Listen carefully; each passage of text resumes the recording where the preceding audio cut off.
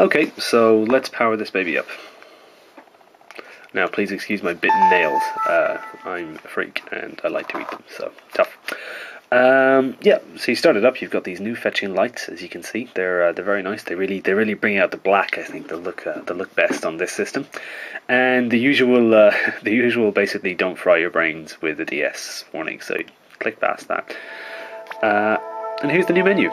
It's pretty similar to the Wii. In fact, it's basically as close, I think, to the Wii channel system as you could possibly get on any handheld system. You've got all your options down here, so you can see them there, and they're all in these different channel slots. And there's a whole, I'll just show you now. There's a whole bunch of empty channel slots here, just like on the Wii. So. I presume, I haven't actually downloaded any games yet, but I presume that when you do, they slot in there, or any software, they just show up there, basically. Although presumably that depends on whether you're doing it from your SD card or from the flash memory. So yeah, there are a couple of new things. For example, up here these are the pictures that you take. So if you take a photograph or several photographs, randomly they'll appear at the top of your screen. It's basically like a desktop or whatever, or a screensaver, I suppose, because they do randomly change. Yeah, and at any time you can take a picture as well. You can just see here, camera R, camera L. You just hit the shoulder buttons, and it will take a snap for you right there, or put you into camera mode. So we'll start off with just a few of the features of the menu. As you can see, you've got this scrolling bar here. You can also do it with the D-pad, but what's really cool is that, much like the Wii channels, you can shift stuff around. So let's say you never use your settings ever. You don't want it to be the first thing that shows up when you turn on your your DSi, because you like going to the DS shop channel. Well, that's fine, because what you can do is you can actually move these like that. So you can actually just move all your different channels around. So I can push this all the way back here. And I mean, it's a very it's very cool to actually be able to do this kind of stuff after years of being pretty heavily constrained on the DS Lite as to what you could do. Another great feature is that you can now turn your brightness up and down at any time. There's no brightness button on the menu. What you do is you press select, and then you hit the volume buttons here, up and down, like that. And as you can see, it's pretty simple, pretty effective. Another great feature of the menus is that if you want to, let's say, put in a game, and I'm sure you've seen this, but I want to show it to you in action. You slot it in, your Pokemon comes up, take it out, stick in your Zelda, and bam, it's in. And it's just out, in. And it's really fast, and it's just such a relief that you don't have to turn off your system anymore just to play a different game. Or even if you want to change your settings, the only time you'll have to change your system when you're changing your settings is if you do a system update, which, I mean, that happens on your PS3 or your Xbox. So I mean, it's no, the console has to restart, so it's not really that big a deal. Now, what I'm also going to do is I'm just going to give you a quick run through of the shop channel. I'm not going to bother with the camera and stuff like that, because you don't need to see it. Everyone's already done it. But I have heard a lot of people bemoaning the speed of the shop channel. As you can see, it's very Wii-esque, and I think that, to be honest, okay, it's not that fast. It's not, high-speed internet or anything like that, but it's not really any worse than the Wii, or at least not any worse than I've experienced the Wii. I think it's pretty much the same. The initial login is a bit slow, I'll say that, but once you get in there, it's pretty much the same as the Wii speed, Now you can see that they've taken a lot of the aesthetics from the Wii here.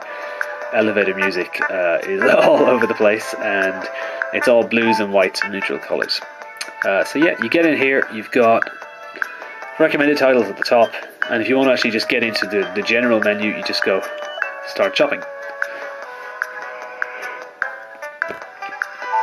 And then you come in here. Now, it's, again, very, very similar to the Wii layout, Have your settings, you can add points, your shopping guide, which is basically how it all works.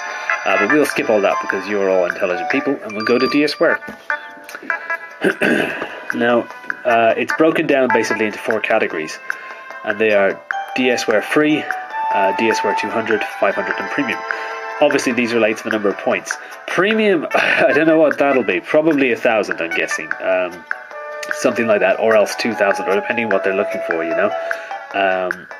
At the moment, there's a couple of, like, there's the browser isn't here, the Opera browser. I haven't downloaded it because it's crap apparently. So, and you know, I mean, if I want to go on the internet quickly, I'll just turn my laptop on. It's too much hassle to do it with my DSi. So I'm not going to bother with that, especially when most pages aren't even going to render. Games are currently pretty sparse, at least here in Europe. I don't know what it's going to be like on launch day in the States, but there's about three. There's about 3 titles, maybe 4 or 5. I don't know. In the 200 points range, you've got 2, Piolo and Paper Plane. Not really that interested, to be honest. In 500, you have, wait for it to come up, I think WarioWare is in here, WarioWare Snapped, yeah, and Art Style, the 2 games there, along with WarioWare. So, yeah, it's pretty good. There's nothing in the premium section at the moment, and I'm wondering what that's going to be, because that's really what has my interest peaked, if you know what I mean. I'm wondering what is actually going to end up showing up in here, you know.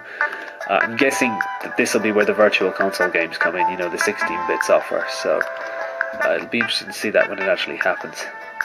And that's pretty much it. As you can see, it really isn't, it's not as slow as some people have been saying. I mean, if you've used the Wii version, you know what to expect here, so I think that a lot of the criticism has been maybe a little unfounded.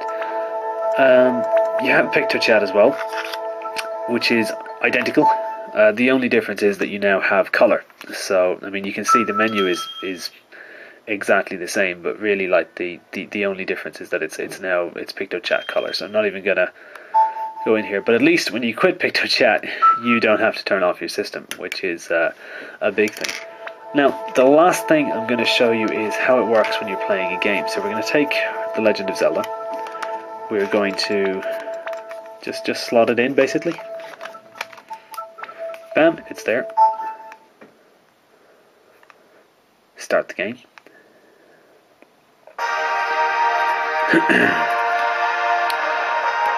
Now the screens don't make that big a difference in terms of the visuals, but what I do think is great is that you now have a larger touchscreen. So I think that when it comes to just put my current profile here, when it comes to you know, maybe more nuanced controls, it is going to be great just being able to, you know, have a larger play area for the touchscreen.